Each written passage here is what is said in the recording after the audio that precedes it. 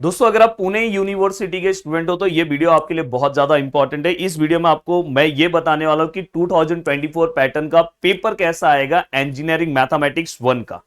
मैं आपको ये भी बताने वाला हूं कि दोस्तों कौन से ईयर के पीवाईक्यूज को हमें फॉलो करना चाहिए, क्योंकि इस पेपर के कोई भी प्रीवियस पेपर्स अवेलेबल नहीं है, क्योंकि हमारा पूरा मार्किंग स्कीम क्या हो गया दोस्तों, चेंज हो चुका है। तो हमें अब सर कौन सा क्वेश्चन प्रैक्टिस करना चाहिए, क्या करना चाहिए, साथ में दोस्तों 10 दिन में आप किस तरह से अपने प्लानिंग को कवर करोगे जिससे इस सब्जेक्ट के अंदर आप बहुत अच्छे से तैयार हो सकते हो।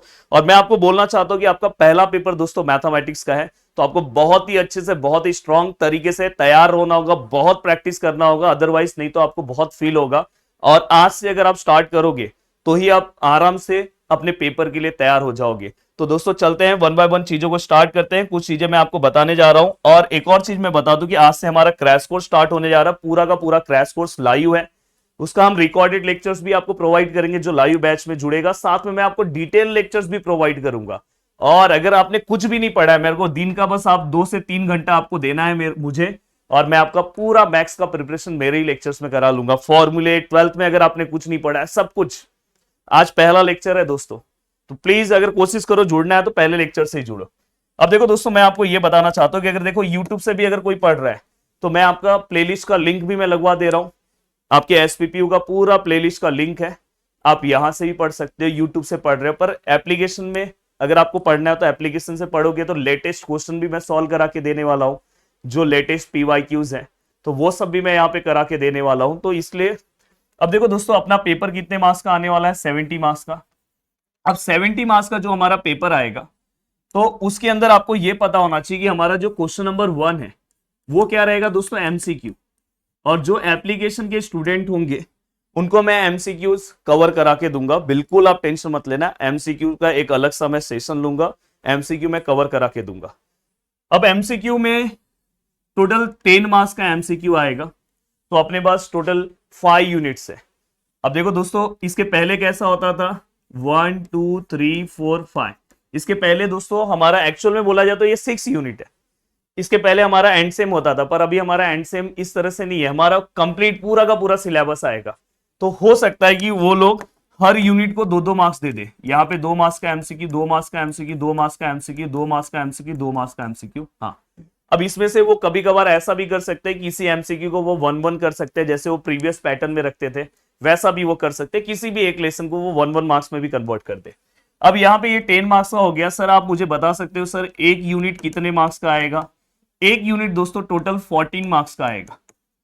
तो अगर आपको पास होना है, अगर आपको बहुत ही अच्छे से पेपर लिखना है, तो कम से कम आपका 3 यूनिट 100% रेडी होना चाहिए। हमेशा पासिंग के लिए 14 मार्क्स आप एक्स्ट्रा ही लेके चलो, तो आप बहुत अच्छे से पास हो जाओगे। और 3 यूनिट मैं बोल रहा हूं कि अगर आज कोर्स में आज जुड़ते हो तो अपने आप, अगर आप बस मेरे लेक्चर्स को अटेंड करते हो तो आराम से 3 से 4 दिन में आपका पासिंग में कवर करा दूंगा। 3 दिन में ही आपका पासिंग तक, 3-4 दिन में आप पहुंच जाओगे। 25 को आपको ऐसा फील होने लगा यस पेपर में तो अब पास हूं। अब देखो दोस्तों, यहां पे एक यूनिट अगर 14 मार्क्स का आ रहा है, तो अगर हमारे पास टोटल 5 यूनिट है तो 5 मल्टीप्लाई बाय 14, तो हमारा पेपर कितना आएगा, 70 मार्क्स का आएगा। अब दोस्तों मैं आपको यह भी बताना चाहता हूं कि पेपर में एक्चुअल में क्वेश्चंस कैसे आते हैं।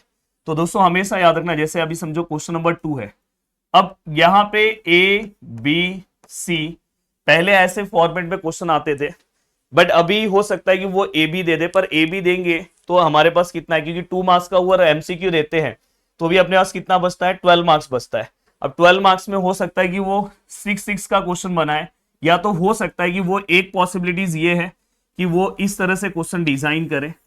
एक पॉसिबिलिटीज ये है दोस्तों। दूसरी पॉसिबिलिटीज ये है, जैसे देखो यहां पे अगर ऐसा क्वेश्चन डिजाइन करेंगे तो ऑप्शन में वो ऐसा देंगे। अगर उन्होंने इस तरह से अगर क्वेश्चन डिजाइन किया तो वो इस तरह से यहाँ पे ऑप्शन रहेगा। ये दोनों में से आपको कोई भी एक क्वेश्चन अटेम्प्ट करना है। जैसे ये यूनिट नंबर 1 का है, फिर ऐसे unit number 2, unit number 3, unit number 4, unit number 5, इस तरह से बनेगा। और अगर वो या ऐसा नहीं बनाया तो उन्होंने वो ऐसा बना सकते हैं, वो ए बी सी वो ऐसा कर सकते हैं, जिसके अंदर वो क्या कर सकते हैं दोस्तों, यहां पे आपको हो सकता है कि यहाँ पे कोई क्वेश्चन वो अगर 6 मार्क्स का रखेंगे, या तो वो यहाँ पे ऐसा भी कर सकते हैं, 4-4-4 भी कर सकते हैं। वो डिपेंड करता है, क्योंकि ये चीज उन्होंने मेंशन नहीं किया है। अब ये चीज उन्होंने मेंशन नहीं किया तो ये पेपर जब आएगा तो ही समझ में आएगा। तो ये 2 पॉसिबिलिटीज है, इसलिए आपको टेंशन लेने की जरूरत नहीं है।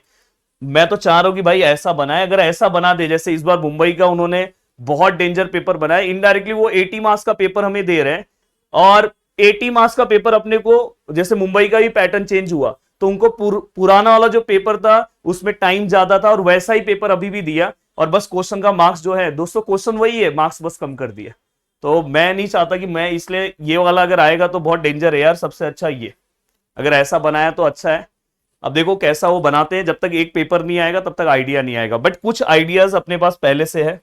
जैसे आज मैं जो टॉपिक स्टार्ट करूंगा, आज हमारा जो टॉपिक स्टार्ट होने वाला है दोस्तों, वो स्टार्ट होने वाला है मैट्राइसिस।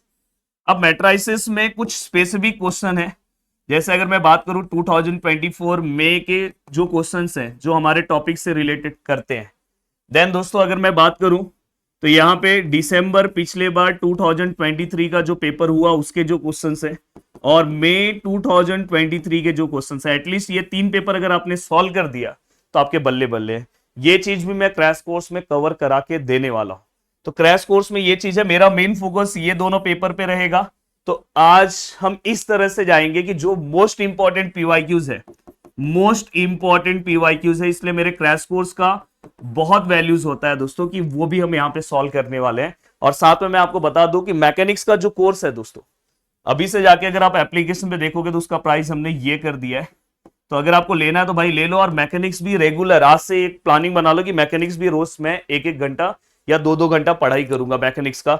नहीं तो ये भी एक बहुत डेंजर सब्जेक्ट है, अगर आपने ये 2 सब्जेक्ट संभाल लिया तो आप आराम से फर्स्ट सेमिस्टर में निकल जाओगे और अच्छे पॉइंटर के साथ निकल जाओगे।